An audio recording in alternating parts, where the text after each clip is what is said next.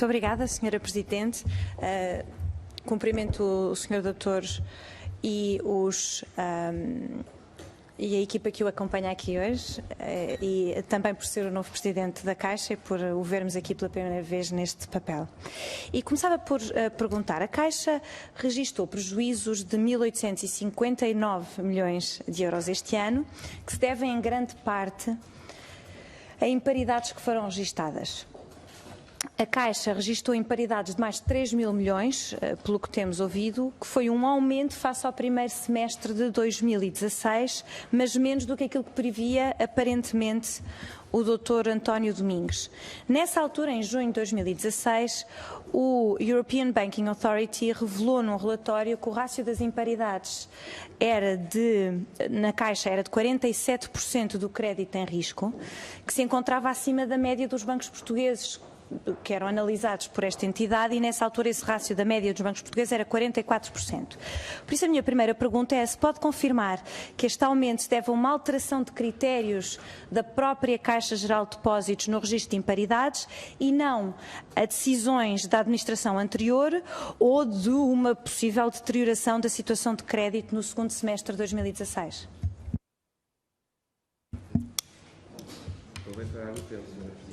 Muito bem. O tempo não está parado. Vamos, sim, terá com tempo. Vamos acordar para se tornar mais dinâmica esta audição, que eu não passo a palavra, é a pergunta-resposta seguida. Muito obrigada. Muito obrigado, Sr. Presidente. Cumprimento aos seus deputados. E passava desde já à resposta.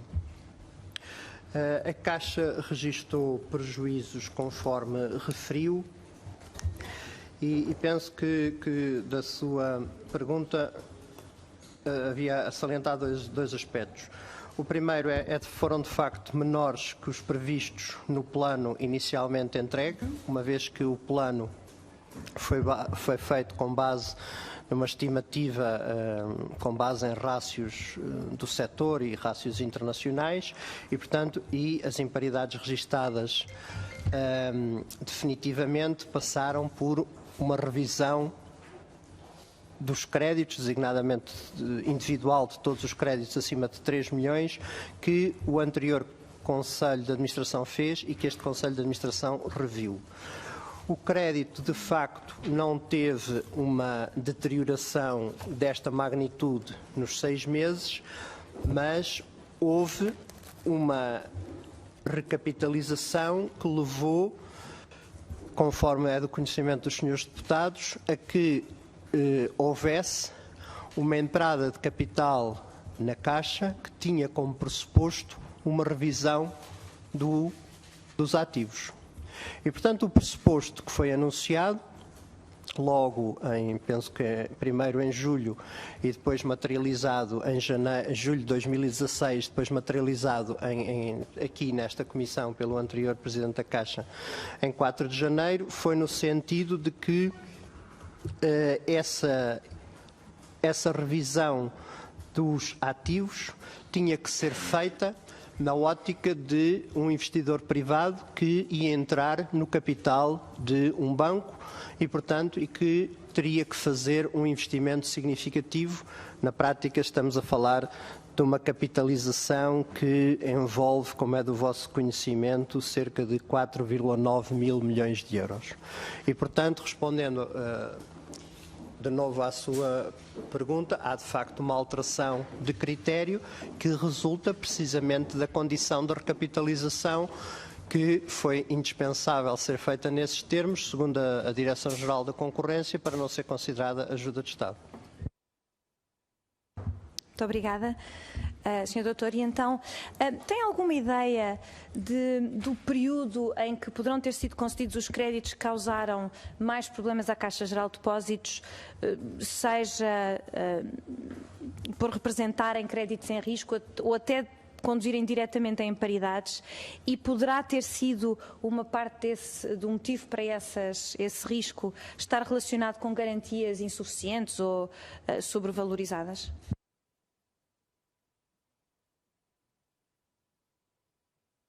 Na banca, como os senhores Muito obrigado. As imparidades na banca portuguesa, como os senhores deputados sabem, é bastante distinta nos bancos que têm exposição às grandes empresas e nos bancos que não têm exposição às grandes empresas. E, portanto, temos um conjunto de imparidades de grande dimensão no Novo Banco, no Milênio BCP e na Caixa Geral de Depósitos, como tem sido registado e tem sido público, e, portanto, outro tipo de imparidades bastante menores para quem não tem essa exposição às grandes empresas. Isto quer dizer que cada um destes bancos tem algumas especificidades no tipo de imparidades relativamente a alguns créditos, ou seja, alguns créditos são específicos mais de um banco A ou de um banco B ou do banco C, por motivos diversos, mas os outros créditos são muitas vezes comuns a 2 ou a 3 dos bancos. O que isto quer dizer é que, e designadamente, como todos sabem, com uma forte concentração na parte de construção e de imobiliário. Isto por um lado, e portanto para dizer que há aqui um conjunto de créditos que é comum aos bancos que tinham exposição e davam crédito às grandes empresas. Por outro lado, respondendo à sua questão de que data é que estes créditos foram originados, a própria Caixa Geral de Depósitos publica no seu relatório de contas os créditos com as imparidades. E, portanto, isso foi publicado com origem, portanto, de concessão. Isso foi publicado em 2015. E, portanto, isso será de novo publicado em 2016. A leitura de 2015 não é totalmente correta. Porquê? Porque o quadro aponta as datas em que os créditos foram reestruturados, o que faz com que os créditos sejam, portanto, tratados como mais tarde. O que, em 2016, se for, portanto, essa informação será dada com essa dupla contagem, ou seja, na origem e no início. Agora, há uma coisa que os senhores deputados também sabem relativamente às datas dos créditos. Até 2007, todos os bancos estavam a crescer em crédito, estávamos antes da crise financeira e os rácios de loans to deposits, portanto, dos bancos, eram em média 160%, 170%. O que queria dizer que todos estavam a crescer em crédito. Depois de 2007, houve uma travagem claríssima, os bancos foram obrigados a desalavancar, quer por questões regulatórias, quer sobretudo por questões de liquidez e de capital.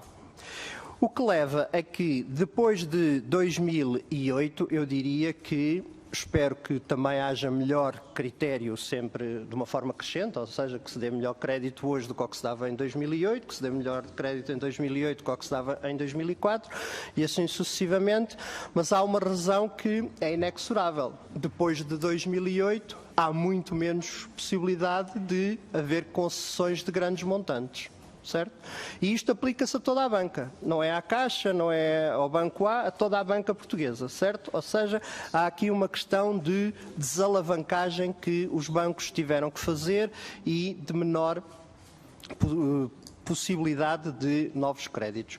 E, portanto, por exemplo, o crédito mal parado de grandes dimensões que existe depois de 2008 na Caixa e noutros bancos, eu penso que são 2, 3 casos de dimensão. Mas eu diria, espero que por motivos de melhor concessão de crédito, por melhor regulação, mas também por claramente menor concessão e também, diria eu, de menor procura de crédito bom. Não é? Ou seja, temos claramente também, face à deterioração do cenário macroeconómico, portanto, maior risco e os bancos terem maiores dificuldades em assumirem esses riscos e, portanto, não fazerem as mesmas concessões de crédito. Muito obrigada. Então podemos já concluir das suas respostas até agora que a recapitalização se deve a uma revisão dos ativos e uma alteração da forma como os analisavam e que os créditos mais problemáticos foram contratados, digamos, até ao ano de 2007. Eu aproveitava para lhe pôr uma pergunta muito rápida ainda sobre este tema, porque referiu a questão de vários bancos entrarem frequentemente em operações de crédito às grandes empresas. E a questão que eu punha aqui é, nesse conjunto de grandes empresas, considera que a Caixa, face a esses créditos problemáticos em grandes empresas, está mais bem emparizada ou não do que os outros bancos que também entraram nos mesmos créditos? Obrigada. Bom, Sra. Deputada, se me dá licença, a sua conclusão é um bocadinho simplista, porque as necessidades de capitalização da Caixa não se devem só à questão das imparidades. Ou seja, só para termos uma ideia muito clara, entre 2012 e 2016-17, onde estamos, as exigências de regulação aumentaram 3 pontos percentuais. Só isto são 1.600 milhões de euros. Ou seja, independentemente do exercício da imparidade, só por questões regulatórias haveria que aumentar 1.600 milhões de euros. Por outro lado, também, se o balanço da própria Caixa, à semelhança de todos os outros bancos portugueses, aliás, como era obrigatório por causa da desalavancagem, não tivesse diminuído, por exemplo, se nós tivéssemos em 2016 o mesmo ativo, os mesmos riscos ponderados que em 2012, isso significaria também a necessidade de ter cerca de mais 1.400 milhões de euros. Portanto, a necessidade de capitalização não vem só das imparidades. Aliás, porque ainda em termos regulatórios, lembro que vamos ter novas exigências já de capitais adicionais em 2018, quando há atuais buffers facultativos que passam a obrigatórios. E, portanto, eu diria que a capitalização seria sempre necessária. Por outro lado, também me parece que não pode ser escamoteado um assunto, que é a Caixa tem prejuízos nos últimos 6 anos. Portanto, a sua capitalização, a uma entidade que não gera lucros, acaba sempre por ter que ser feita para manter a sua atividade. Portanto, o que eu aqui queria sublinhar é que há várias componentes que levam à necessidade de capitalização. Sim, eu percebo. Aliás, eu não tinha retirado essa conclusão assim, mas compreendo perfeitamente a sua resposta. Relativamente, então, ao período de gestão do Dr. José de Matos, pode confirmar que a Caixa sempre respeitou os rácios de capital e que as contas sempre foram auditadas e aprovadas? Eu sinceramente não fui fazer nenhuma auditoria ao passado. Isso quer dizer, a minha percepção é que as contas que foram sempre auditadas, penso que é público. Portanto, sobre isso tenho a informação que é pública e penso que isso é feito. Os rácios foram cumpridos ou não? Eu penso que os rácios são totalmente do conhecimento das autoridades e se em algum momento os rácios não foram integralmente cumpridos, foi com a anuência das autoridades. Aliás, eu lembro que a própria Caixa estava, como é do conhecimento de todos, em 31 de dezembro, abaixo dos rácios exigidos. Mas porquê? Porque tinha um acordo com as autoridades no sentido de que iria fazer um aumento de capital e que, portanto, passaria a cumprir com os rácios. Mas, por exemplo, particularizando ainda a sua resposta, por exemplo, em dezembro de 2016 não se cumpria com os rácios. Mas já havia todo um plano aprovado. E, portanto, uma coisa é não cumprir com os rácios sem avisar, sem negociar, sem ser do conhecimento das autoridades. Outra coisa é ter um plano credível que as autoridades aprovem e que, portanto, nesse sentido, saibam que vai ser reposto os rácios e a normalidade. Muito obrigada, Sr. Doutor. Desculpe, só não me respondeu àquela pergunta sobre os créditos que eram concedidos por vários bancos. Não sei, se calhar não sabe e por isso não respondeu. Sobre os créditos que eram concedidos por vários bancos diferentes a grandes empresas e se sabe se a Caixa, neste momento, depois da operação que foi feita, está mais bem emparizada ou não do que os outros bancos face a esses créditos eventualmente problemáticos. Nós não conhecemos as imparidades dos outros bancos. Aliás, por exemplo, o Novo Banco só hoje é que anunciou as imparidades que fez. E por outro lado, também repare, as imparidades podem ser diferentes de banco para banco de acordo com as garantias que o próprio banco tem. Ou, por exemplo, de acordo dentro do próprio grupo, a que entidade é que é dado o crédito. É totalmente ter o crédito na holding do que ter numa companhia operacional que gera cash flow.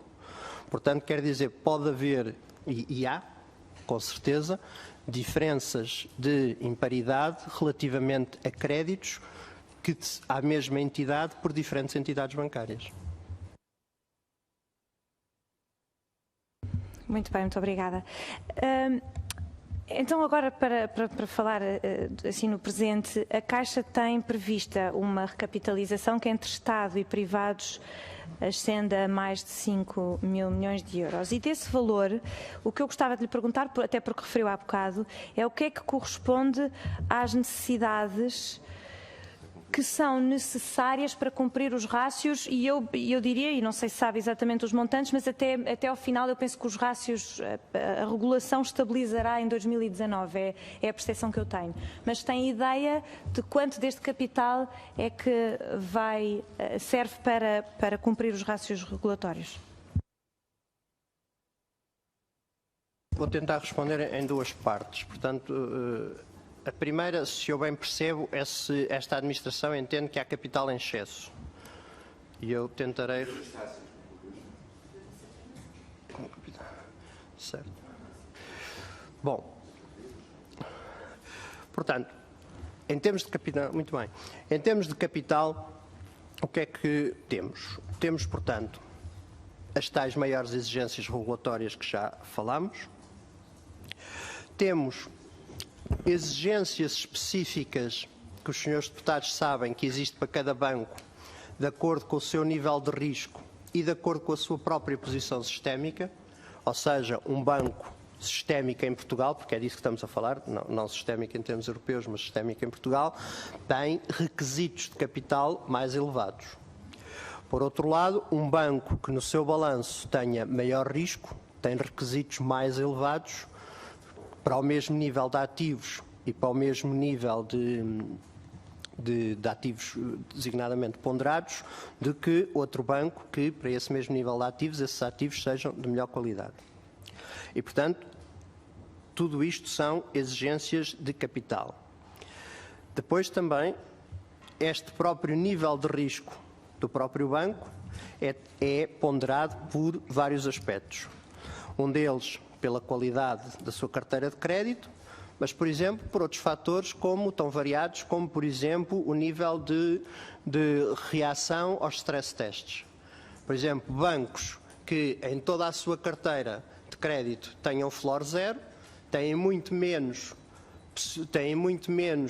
variação de stress em caso, por exemplo, de um cenário de taxas de juros do que aqueles bancos que não têm floor zero. Certo? E, portanto, esses bancos precisam de mais capital, como é, por exemplo, o caso da Caixa. Em igualdade com os seus parceiros, não é? Ou seja, portanto, para os mesmos níveis de crédito, os bancos que têm mais crédito sem floor zero têm essa maior necessidade. Por outro lado, também os bancos que também têm maior concentração de exposição ao imobiliário, como eu já disse, designadamente os grandes, também precisam de mais capital. Por outro lado, também, em termos de capital, vale a pena ter presente um aspecto que é do conhecimento dos senhores deputados. A Caixa, ao contrário de um banco privado, uma vez que a injeção de capital do seu acionista tem que sempre passar pelo teste de ser uma ajuda de Estado ou não ser ajuda de Estado, não pode estar a ir ao mercado. Portanto, a sua maneira de gerar capital, essencialmente, deve ser uma geração orgânica, através de lucros e de rentabilidade. o que não tem acontecido nos últimos 6 anos. E, portanto, é preciso também, este aumento de capital deveria ter aqui alguma possibilidade de resposta a fatores de variância, designadamente aquilo que já foi dito aqui em 4 de janeiro nesta Comissão, que haverá necessidade, por exemplo, dos bancos constituírem passivos elegíveis, com um custo maior, elegíveis apenas para um caso de bail-in. E que nós não sabemos ainda qual é o valor que vai ser no âmbito do MREL, não é? Do Minimum Requirement for Own Funds. Por outro lado, ainda temos a alteração contabilística das imparidades, a IFRS 9, que vai ocorrer em 2018. E, por outro lado, temos ainda a necessidade de comparar com os peers da Caixa. Ou seja, a Caixa fica neste momento com um rácio de cerca de 12%. Quer dizer, os nossos peers com quem nós nos comparamos, basicamente o mínimo são à volta de 12%. Há bancos, os nórdicos têm bastante mais, há bancos europeus à volta dos 14%, mas, portanto, o que eu queria dizer com isto é que nós precisamos de ter capital para fazer face a isto. Fazer face a estes fatores. Para fazer face a estes fatores, a Caixa não apresenta capital a mais. E tem diversos fatores de risco que tem diversos, na opinião da administração, e tem diversos fatores de risco que podem fazer, que têm impacto neste banco como nos outros. Na realidade, Sr. Doutor, a verdade é que o capital tem custos. Nós percebemos naturalmente o desejo de ter a maior quantidade de capital possível. Isso é o que toda a gente, até as famílias, gostavam.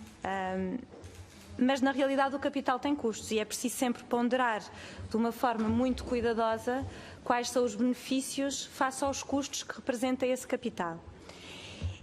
E é nesse sentido que o supervisor estabelece rácios, que é para haver uma ideia, rácios regulamentares, que é para a instituição ter uma ideia do que precisa de ter. E dentro dos rácios que são impostos pelo supervisor da Caixa, existe, e peço que me confirme depois na sua resposta, um que inclui, que se refere, enfim, que poderíamos chamar uma almofada financeira para situações de risco.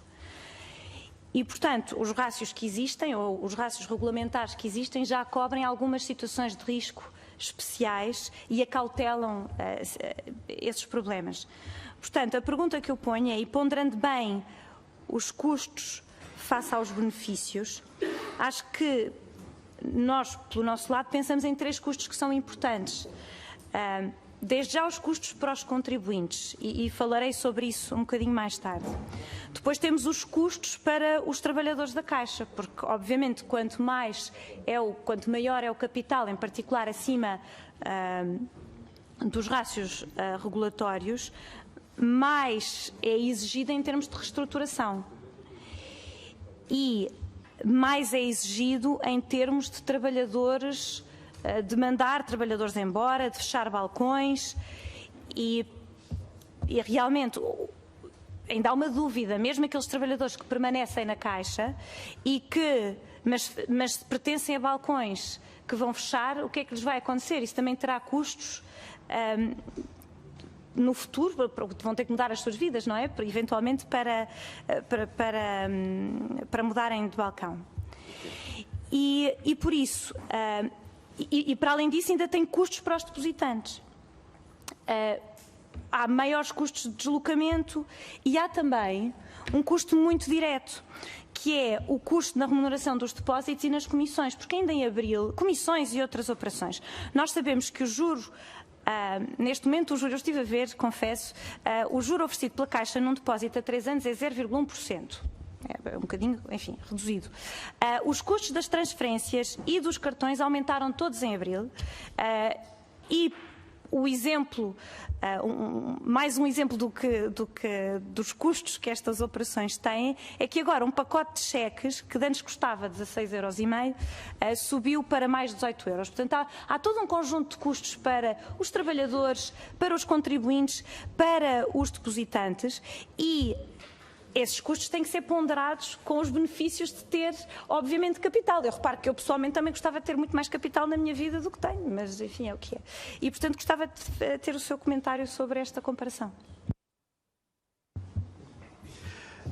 Nós temos que, na sua pergunta, abordou vários aspectos, não é?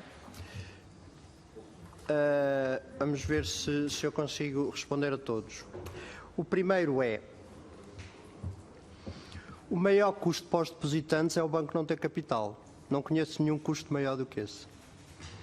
E a maior responsabilidade de qualquer banco é para com os seus depositantes.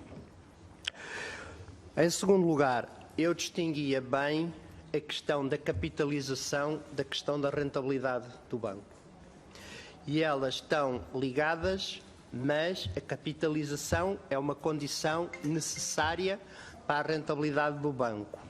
Mas, feita a capitalização, o banco continua a dar prejuízo no dia a seguir. Aliás, infelizmente, nos dias que correm um bocadinho mais, porque o dinheiro, portanto, a liquidez em excesso é remunerada a um valor negativo de 40 pontos base. Portanto, quer dizer, os bancos pedirem capital em excesso, de facto, não é uma coisa positiva, e eu concordo consigo que tem custos. Mas a preocupação que eu vejo, e isto não é relativamente ao seu partido, mas não vejo, quer dizer que não vejo, é precisamente o retorno para o acionista. É porque a questão que se devia colocar é como é que se vai fazer o retorno para o acionista, que aliás consta como parte indispensável à capitalização da Caixa. Se não houver retorno para o acionista, então todos os pressupostos do acordo são violados. Porque então não foram feitos portanto, ou as metas não são atingidas, ou não foi feito de acordo com o que um investidor privado faria, que é o que está, como sabem, portanto, no acordo que foi divulgado pela DGCOM. E, portanto, eu distinguia bastante bem o que é o aumento de capital e aquilo que têm que ser as medidas para a Caixa sair. Este ano vai ser o 7º ano que vai dar prejuízo. Aliás, o acordo de capitalização, o que fala sempre é que a Caixa tem que ficar a gerar resultados positivos no longo prazo. E, portanto, é de facto indispensável que haja maneiras da Caixa gerar resultados. E gerar resultados positivos para, desde logo, poder cumprir o pressuposto da capitalização. E a questão das comissões, a questão da margem, etc., o caso da Caixa é relativamente simples, porque, ou simples ou complexo, como quiserem, de acordo com o ponto de vista, porque a Caixa é o banco que tem menores comissões relativamente ao seu volume de crédito, depósitos e ou transações. Não há nenhum banco que tenha tão pouco. E, por outro lado, é o banco que tem dos maiores custos de estrutura. E, portanto, claramente, independentemente da capitalização, a Caixa teria sempre que atuar sobre os proveitos que gera e sobre o seu custo de estrutura. Aliás, como a senhora deputada conhece, sabe, a relação, o cost to income da Caixa é o pior da banca portuguesa. E, portanto, isso não tem nada a ver com capitalização. Já o era antes e portanto, agora, o capital não muda a estrutura do cost to income, não é? Portanto, o que agora há que ver é como é que se age sobre a estrutura de custos e sobre a estrutura de proveitos. Relativamente à questão dos trabalhadores, o acordo que foi negociado prevê de facto a necessidade de baixar a estrutura de custos, até por diferentes razões, obviamente para a Caixa atingir a sua rentabilidade, e, portanto, passa por várias áreas, quer dizer, não passa apenas pela parte dos trabalhadores, passa pelos diferentes custos, para a Caixa poder, de facto, ter uma estrutura de custos que os clientes queiram pagar, porque, de facto, os clientes não estão disponíveis para pagar 3 vezes mais comissões ou 4 vezes mais comissões que pagam hoje.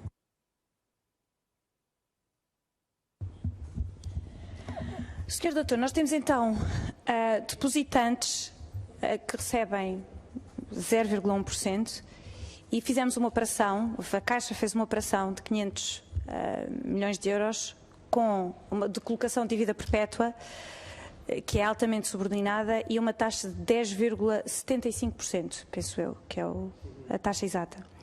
E pergunto-lhe se sabe esta taxa, quantos anos é que demora um investidor a recuperar inteiramente o seu investimento inicial em juros? A primeira, quer dizer, está a falar com certeza de quem investiu, porque é que espera recuperar, não é? Porque, como disse, se esta dívida é altamente subordinada, designadamente se a Caixa Geral de Depósitos não gerar resultados e, portanto, deixar de ter meios libertos, o investidor nunca recuperará. Portanto, basta a Caixa Geral de Depósitos manter exatamente a sua trajetória, como estava até agora, e, portanto, por exemplo, o que eu lhe digo é que se terá zero, não é? Perderá os juros e o capital. O que nós esperamos é precisamente o contrário, não é? Ou seja, é que esses investidores sejam remunerados. Agora, eu lembrava que essa operação foi condicionada ao facto de permitir ao facto, portanto, a operação foi condição necessária para poderem ser injetados os 2.500 milhões de euros. E, portanto, de facto, a taxa de juro dessa operação é elevada, mas, por exemplo, esses títulos têm uma cotação, não tem muitas transações, mas o que é certo é que tem variado diariamente e, portanto, hoje está com uma taxa mais elevada, ou seja, os investidores estão com uma pior opinião sobre o seu investimento do que no dia em que a emitiram, que nós emitimos e que eles a colocaram a 10,75. Muito obrigada, Sr. Presidente.